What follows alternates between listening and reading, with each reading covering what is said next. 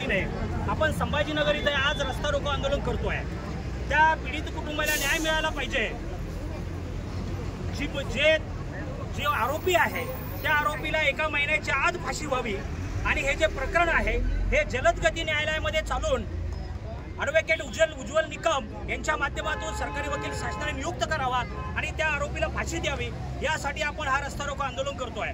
त्यानंतर त्या प्रकरणामध्ये आम्हाला संशय आहे की या प्रकरणामध्ये त्या ठिकाणी काही संशयित वस्तू असं आढळल्या, त्या संशयित वस्तूंची चौकशी व्हावी, या प्रकरणाची CID मार्फत चौकशी व्हावी, यासाठी आमच्या समाजाच्या वतीने आम्ही आज रस्ता रोको करतोय।